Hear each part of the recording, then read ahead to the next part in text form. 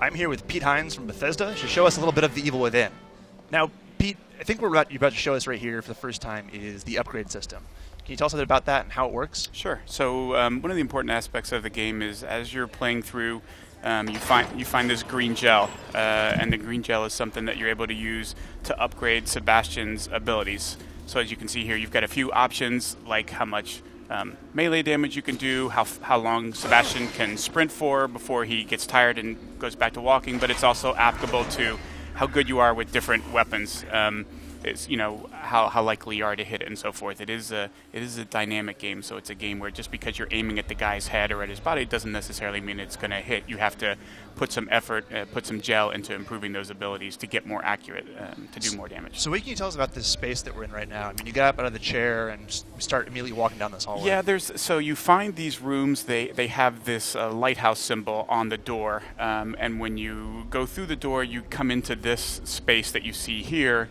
And it's not really clear where you are, whether this is real, whether where Sebastian is now is real. You use this mirror as a device to sort of move between these two spaces, but I've never been here before. It's intentionally unclear exactly which one is real, which one is not. This is part of what Sebastian is trying to. Lots of shifting perspective.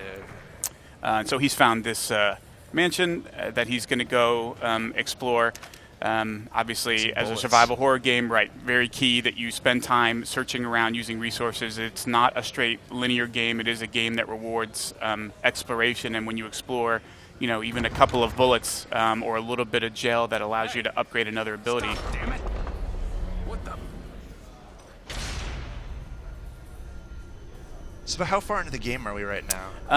This is a fair ways through the game. This is chapter 8. So there you go, chapter 8. So you're a pretty good ways through the game right now. And again, Sebastian is continuing to try and figure out who Ruvik is, what he's about, and sort of unraveling the main story of the game.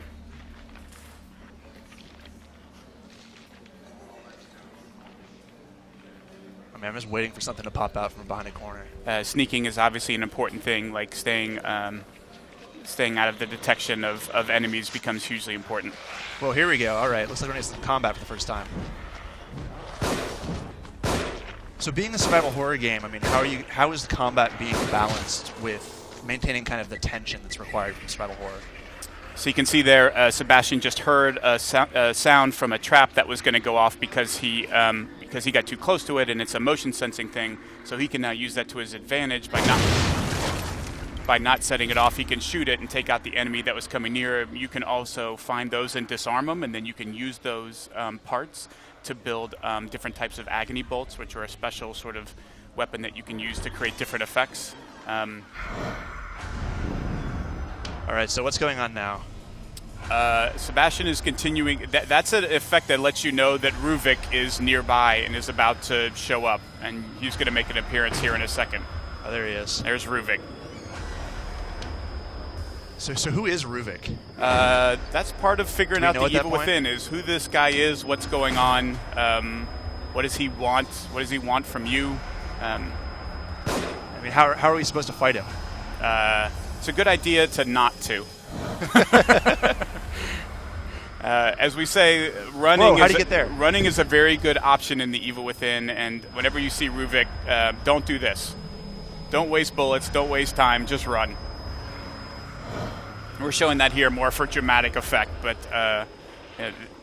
you're going to find a lot of times where not even with Ruvik, but with a lot of enemies, that running and hiding is your best option. So These guys look like you can kneecap them. I shot him in the leg, and now I'm going to run up to him and set him on fire. That's a way to finish an enemy off without using up bullets, because an enemy hitting the ground doesn't mean they're dead. Sometimes they're playing dead, waiting for you to come up to either shoot them or to set them on fire, and then they leap up at you and attack you. So you can't ever assume, oh, he went down, he's dead. It looks like we found some much-needed health. And this is an interesting dynamic in the game. So when you take the big health packs, it actually has a drawback to it. In this case, by restoring a bunch of health, you actually go into this distorted view that makes the game a bit harder to play. Makes you a bit more vulnerable. So even though your health is restored, you're also a bit more So there's a bit of susceptible to bad guys. there's a bit of risk in play if you're going to need Yes, to use exactly. your Now, health when you packs. use the smaller ones, it doesn't do this, but it's when you use the really big health pack. So again, you have to decide when is the right time to use that. Am I prepared to use it here if something is right around the next corner? I'm sure nothing good's going to happen here. One of the things, obviously, for the purposes of this demo, we're splicing together some stuff. Once again, playing with expectations. Where'd that come from? Do not try this at home. Well, that's one way to go. Pete, thanks for showing us the evil within. Absolutely. For more on the evil within, be sure to stay tuned to IGN.